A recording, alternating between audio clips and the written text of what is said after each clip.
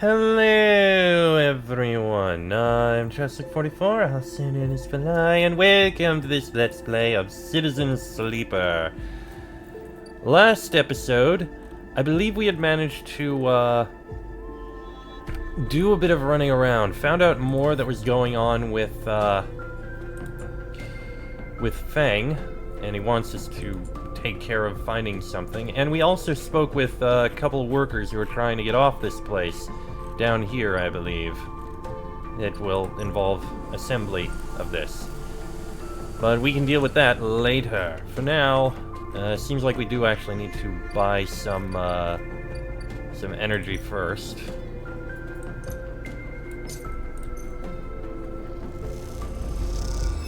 There we go. And now, we kind of need to rest, and then we're going to be dealing with something.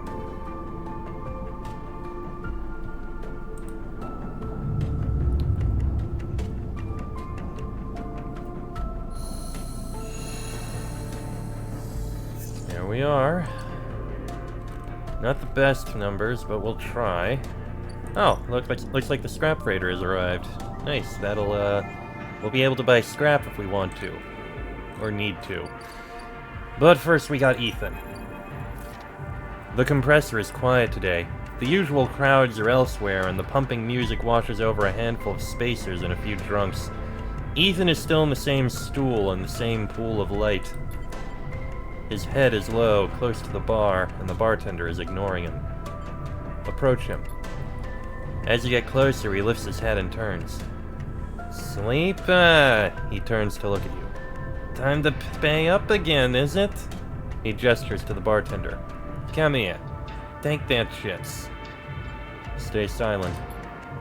The bartender ignores Ethan. Seems they've cut him off. Hey! Come take the shits! The bartender ignores him. Ethan lets out a huge sigh, rubbing his eyes with his palms. He reaches towards his holster. His elbow slips and the gun tumbles out. It clatters on the bar and falls to the floor, bouncing onto the ground between you. Both you and the bartender look at the gun. Stare at it. Butterfingers, says Ethan, and puts out a hand, beckoning for you to give him the gun back. If you would. The bartender looks at you warily. You crouch down and pick up the gun. I'm sure many would say it's stupid, but we'll hand it to him. You slap the handle of the gun back in Ethan's hand. Thank you. Now where was I? He lazily swings the gun past you and the bartender. Ah, yes. Leaving. He stands. Sleeper. Well, this has been fun. I think I've wrung every last drop out of this place. Time to go home. He waggles the gun towards the door. Let's go CSN up. I'm staying. Ethan brings his gun hand to his face and rubs his eye. Well, the bounty pays half, but... He levels the gun. Up to you. And he pulls the trigger. The gun clicks. By now, all the attention in the bar is on you and Ethan, who looks at his gun with a bemused expression.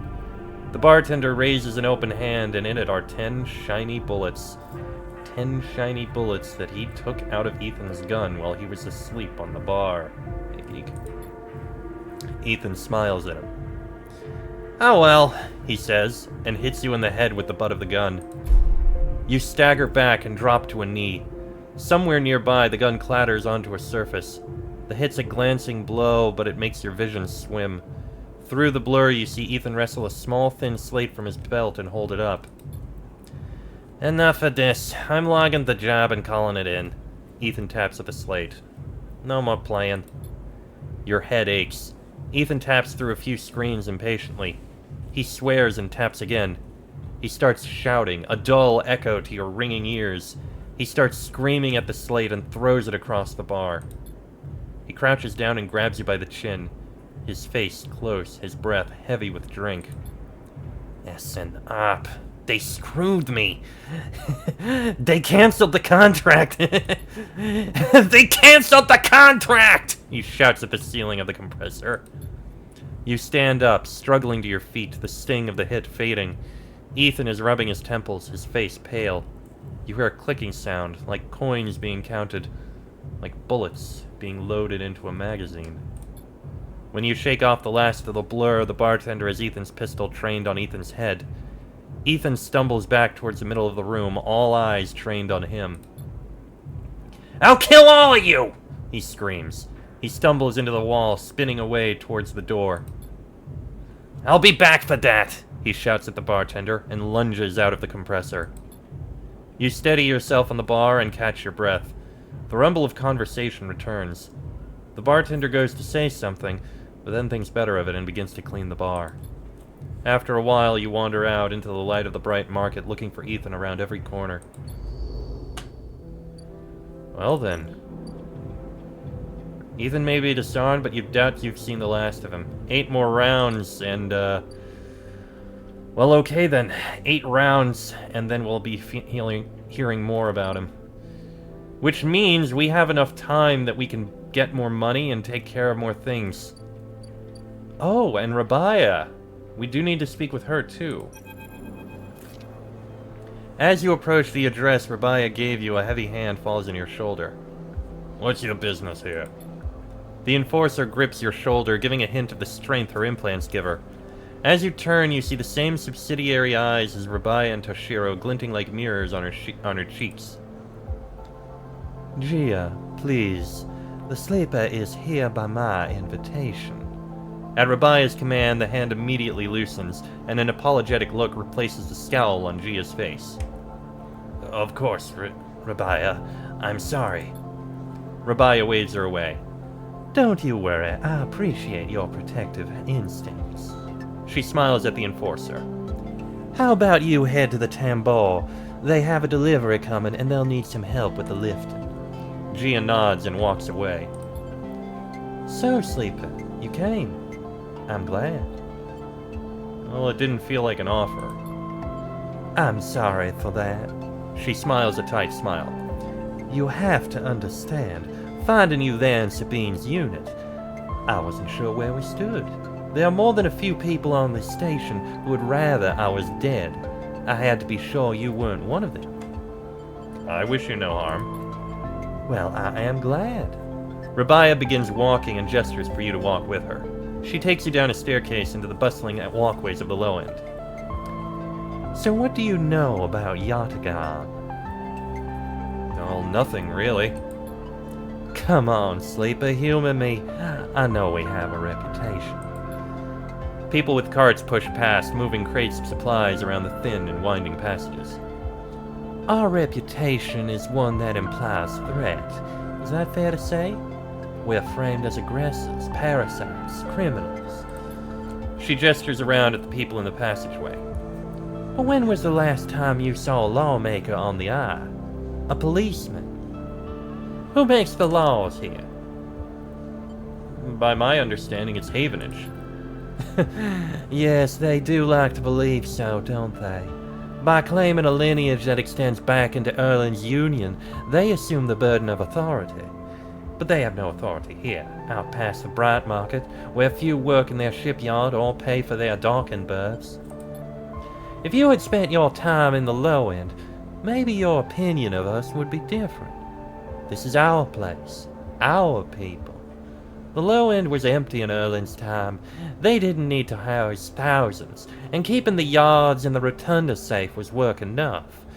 No, the low end was reclaimed later, when the refugees started arriving." Rabaya meets your eye.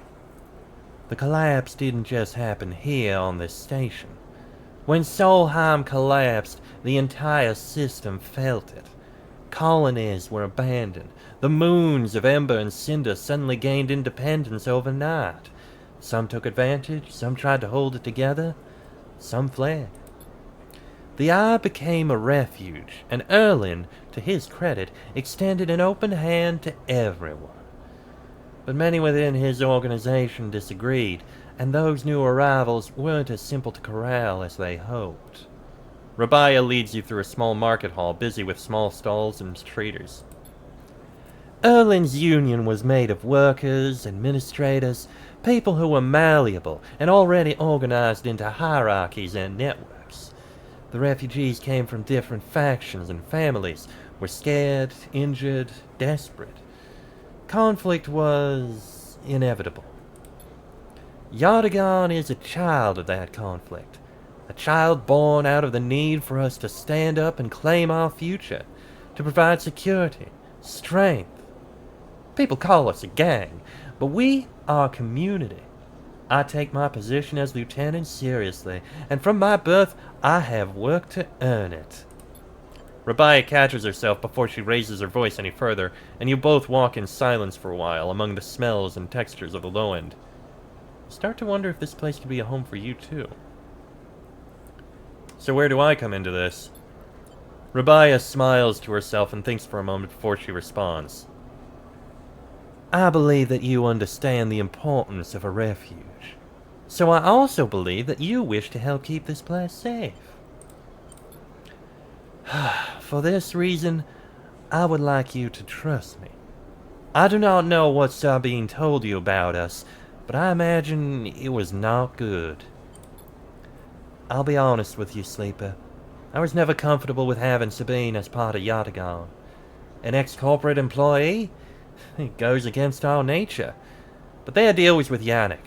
I kept my distance, made sure Sabine had their surgery, kept it supplied. That was all. But I cannot allow people to go back on the promises they have made to us. Yardagon has not lasted this long because it is a charity. We offer and ask for support. Any betrayal will be treated as an attack. Who's Yannick? Yannick is one of the heads of Yardagon. They guide us. He's the newest to be elected. He's an elder. Sabine said she found something. Please, I don't want to hear their accusations. They only wanted to escape their debt. They would have said anything. Where are they now to stand behind their claims? I'll find them. As will we. You realize that Rabaya has led you in a loop, and together you both come back up a staircase to the walkway where you met. You are free to go, Sleeper. I've said what I wish to say. She looks out through the windows of the walkway. I would protect this place with my life, as it has protected me. I want to make that clear. She turns back. However, if you too wish to come under its protection, I can help you. Return here if you wish, and there will be tasks for you to complete. You'll be able to see Yardagon, to see the low end, with your own eyes, not as others frame us. As for Sabine, I will not ask you to betray them, but if they contact you again, consider their motivations carefully. With that, Rabaya leaves, slipping back into her office while you stare out at the countless units, each a home, each with a story, that make up the low end. A new drive. Work for Rabaya. Spend time as a Yardagon enforcer. In Rabaya's office. So we can either patrol the ward, Yardagon perform many roles, from protection to logistics and everything in between. You never know what you may have to face on a patrol. Or collecting tithes. Yardagon operates on an in-kind basis, you're told, and tithes of goods or services must be collected in exchange for protection and administration. We could get scrap components for a critical success. That's actually very good. Especially because if we want to remake this unit, we need a bunch of scrap components. It's an interesting thought. I do need to collect some data, don't I? For Caster's table? Yes. I need some more Yardagon information, which I think I can get safely. Yeah, you know what? Let's use a couple of these, get some more Yardagon information. There's one here. We can use a 3 to get this one. If I can find one more Yardagon agent, I'll be able to get that. Which I would like to have. But I don't think... No, that's a Havenage. That's also a Havenage. I'm pretty sure... I have all this Havenage data. I can probably sell it to someone. which would get me more money. And getting more money would be good. Okay, that's the ambergris. That's not here. I could buy things from the scrap freighter. Where is it? The ore exchange? No, that's selling components. That's where I'd get more stabilizer, which I will need. The Tambor Tea House? Yes. That's where I can get some more. I don't think I need the Havenage data for anything else, so at least this is a bit more.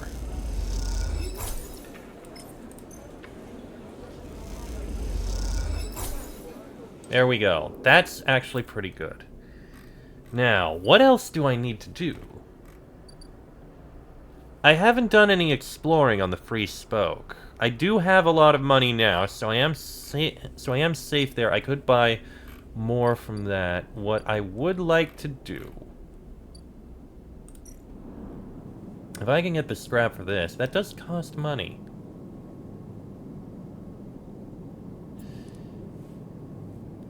I don't have a point in Endure, but if I can rebuild that, that would be good.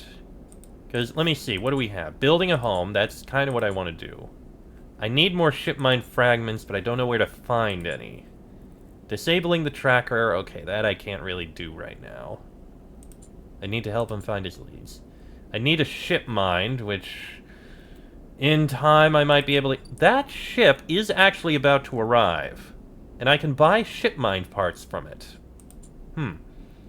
Get to know Emphis. Okay, I need to go to the other side to get that. Find proof of his past and present crimes. That involves doing a task. Work into the shipyard crew. Spend time as a Yatagan enforcer. Okay. I do kind of want to get an upgrade to the home, which I think I could do with this. If I do this a bit... Oh, it's random. I could get another ship mined piece from this. That's another bit of scrap.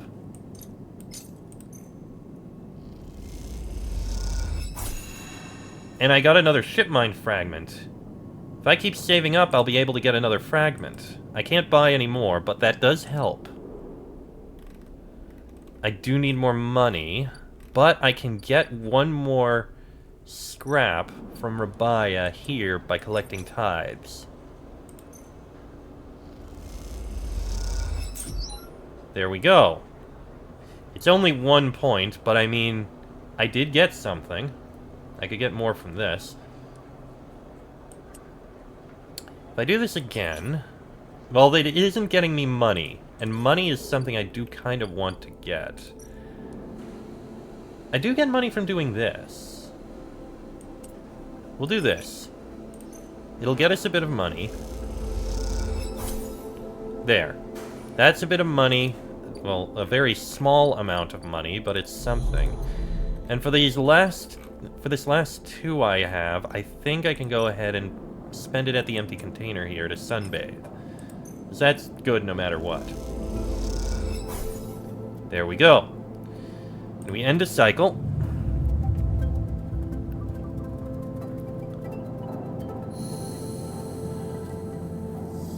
I should actually explore that. Oh my god, 3 1s? That is horrible. Okay, how much is... Oh god, I am not going to be able to haggle that down. Not now. That's... Ugh. I'll need to save up for a later point. Okay, the scrap freighter is already taking care of things. I have these extra singles. Maybe I can get another... Ah, perfect. That'll be the last bit of Yatagan information I need. Perfect. I can spy another. No, not him. That's a Havenage agent. No, that's not gonna work. Okay, fine. But I got what I needed. I can now hand this in and get what I need from Castor.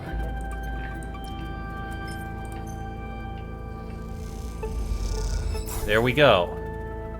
That's the last bit of stabilizer that I can get from him. And I can go ahead and put these into the derelict unit.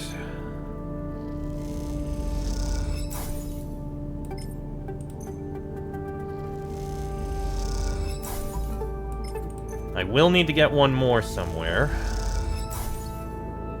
But we'll come back to that. For now... That wouldn't guarantee a scrap component. I want to get like 4 or 5. I could spend some time on this.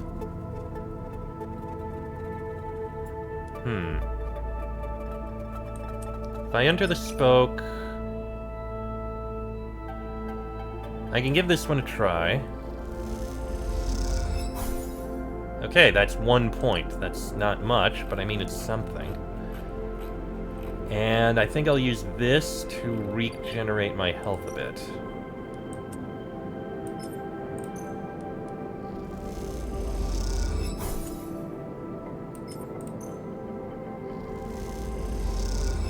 More than I needed, but I'll take it.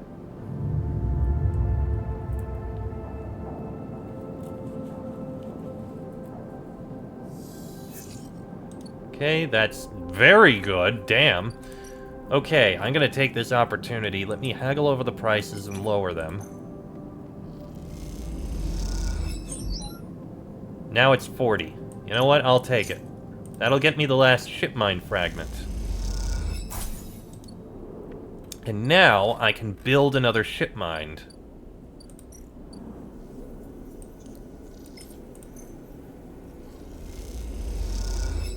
Perfect. The fabricator whirs and crackles as it assembles the ship mine. It opens to reveal a completed, but heavily dented unit. Perfect. Ooh! Completed it up a drive. And I can get Endure to +1, which will get everything to +1, and I won't have any penalties. Or anything I'm weak at. That's perfect. Next, I'm going to need to gather up more upgrade points so I can do these things. Icebreaker, not the most important. Instant Karma. That and Obsessive Haggler, I think, are the two most powerful. So I'm going to work on that. For now, though, let's give this in to the Ambergris. Sorry it took a while, Ankita. You dropped the huge cylinder onto the mess room table. Ankita can't hide her excitement. Ooh, another upgrade point. You drop the ship-mined core onto the galley table with an emphatic bang. Ankita spins around from where she's been poring over some documents on her slate. Holy shit, Sleeper, did you actually land a ship-mined? She rushes over and hefts the huge cylinder, turning it back and forth. Well, shit. It might actually work. She smiles wider than you've ever seen.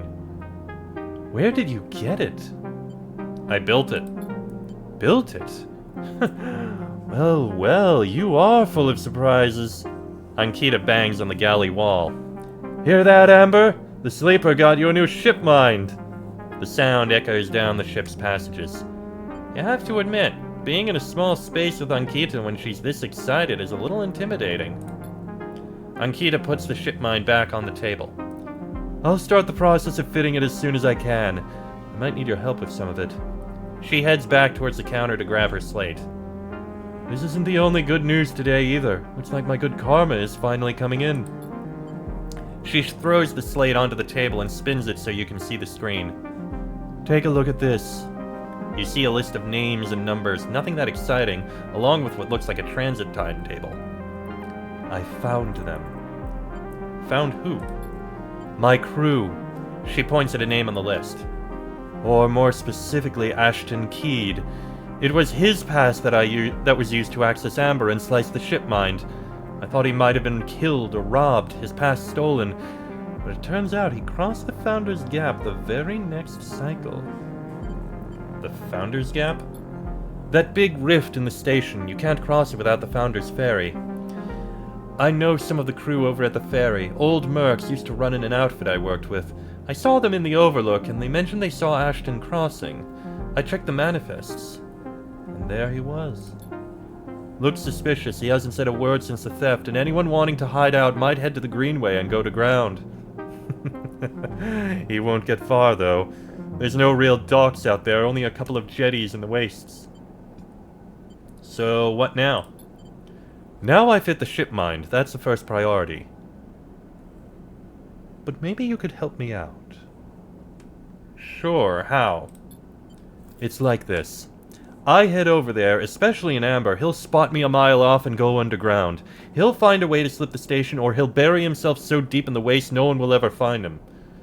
But you... Ashton doesn't know you. All I need is for you to go there and sniff around. Not at the commune, not the stacks. He'll have gone to the edges, the margins, the wild places. That's what Ashton likes. You see him, you locate him, ping me on this. She hands you a comm earpiece. Seeing as this is merc work, I'll be happy to give you merc pay. She shifts in her seat. The thing is, I haven't got much left. So how about I tell the boys who run the ferry to give you a discount? I know it's not much, but once I grab this coward, I'll pay up. 200 cryo, nothing less. What do you say?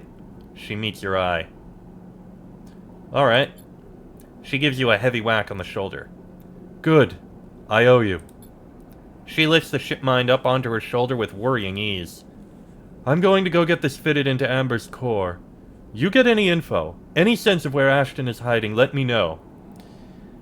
And once again, Sleeper, thank you. I appreciate it. Ankita stomps off into the guts of Amber with the shipmind, leaving you in the galley. You glance around, a sudden nervous energy descending at what is to come. You never thought you'd get work as a mercenary, but then again, it seems like the eye is full of surprises. So that's the new task. It says upgrade available, but we don't have the points to get another upgrade, so we gotta save up another one. Alright, so that's our task. And I tell you what, I am going to end this episode here. Next episode, I think we'll be able to get one more point in that construction. Then we'll use these dice for something.